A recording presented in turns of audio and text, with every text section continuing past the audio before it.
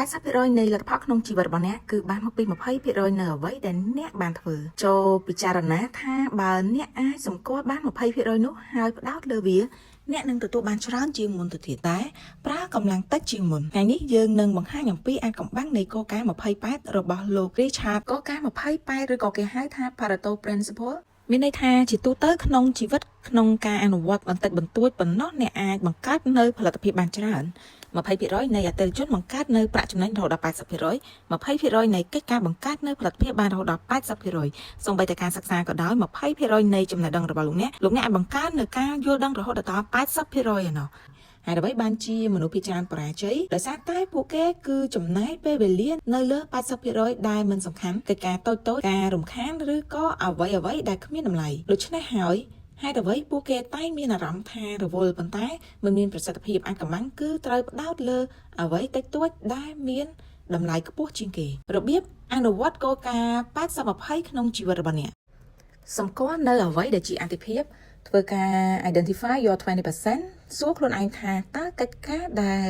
ធ្វើឲ្យខ្ញុំទទួលបាននៅលទ្ធផលច្រើនជាងគេគឺជាអ្វីតើមានកិច្ចការមួយឬពីរដែលសំខាន់ជាងនេះមែនដែរទេឧទាហរណ៍នៅក្នុងការសិក្សាការអានសៀវភៅ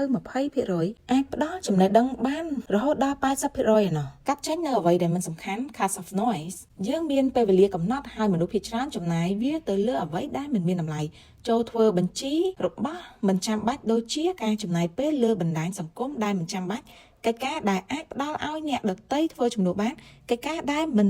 ឲ្យអ្នកមានលទ្ធផលនិងដោយកាត់ចេញនៅអ្វីៗទាំងអស់ដែលមិនសំខាន់អ្នកនឹងមានពេលវេលាច្រើនសម្រាប់ការងារដែលសំខាន់ធ្វើការផ្ដោតទៅលើអ្វីដែលសំខាន់ហើយកំណត់អាទិភាព2ទៅ3កិច្ចការគោលសំខាន់ហើយផ្ដោតទៅលើធម៌ពលភាគច្រើនទៅលើវាឧទាហរណ៍ដូចជាអ្នកលក់ផ្ដោតលើអតិថិជនសំខាន់ដែលផ្ដល់ប្រាក់ចំណេញខ្ពស់សិស្សផ្ដោតទៅលើមុខវិជ្ជាសំខាន់សម្រាប់ការប្រឡងឬអនាគតរបស់គាត់អ្នកច្នៃប្រឌិតផ្ដោតទៅលើគម្រោងដែលអាចបង្កើតនូវឱកាសធំៗសម្រាប់ពួកគេច្បាប់ 80-20 នេះគឺដើម្បីគ្រប់គ្រងពេលវេលា Time Management with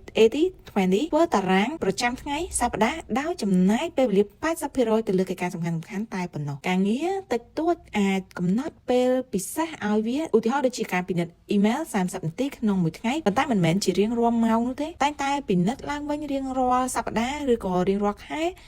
ត្រូវសួរខ្លួនឯងថាតើ 20% ថ្មីណាដែលនាំឲ្យយើងមានលទ្ធផលល្អបំផុតតើនៅក្នុងនោះអ្វីទៅ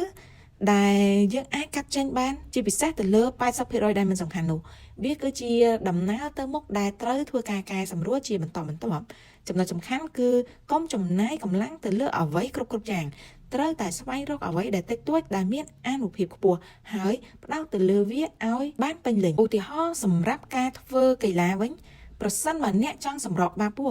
អ្នកគួរតែធ្វើការផ្ដោតទៅលើបាច់នៃការហាត់ប្រាណទាំងឡាយណាដែលជួយទៅលើការធ្វើឲ្យសាច់ដុំរបស់យើងត្រង់ចំណុចបាពោះនេះតឹងណែនមិនមែនជាការហាត់មួយតួខ្លួនទាំងអស់ជារៀងរាល់ថ្ងៃនោះទេបើសិនជាអ្នកចង់ធ្វើការនៅចំណុចណាមួយផ្ដោតលើចំណុចនោះហើយអនុវត្តវាឲ្យទ្វេដងឬក៏លើសពីនោះទៅទៀតដើម្បីទទួលបាននៅអ្វីដែលអ្នកចង់បាននៅលទ្ធផលដែលខ្ពស់បំផុតជាឧទាហរណ៍ជាក់ស្ដែងយើងអាចគិតពីកីឡាករពួកគេហ្វឹកហាត់គន្លឹះតិចតួចបំផុត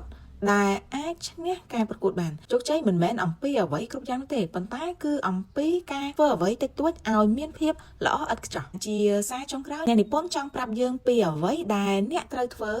ចាប់ពីថ្ងៃនេះតទៅកុំចំណាយពេលលើអ្វីគ្រប់បែបយ៉ាងទាំងអស់យ៉ាងច្រើនតែស្វែងរក 20% របស់អ្នកអ្វីតិចតួចដែលអាចផ្លាស់ប្ដូរជីវិតរបស់អ្នកបានចាំឲ្យច្បាស់ថាតិចឬច្រើនការផ្ដោតគឺនាំមកនូវសេរីភាពចូលគិតទៅមើលថាតើសកម្មភាពតូចណាមួយដែលផ្ដល់លទ្ធផលធំជាងគេនៅក្នុងជីវិតរបស់លោកអ្នកសូមអរគុណសម្រាប់ការតាមដានស្ដាប់ជួបគ្នានៅប្រធានបទបន្ត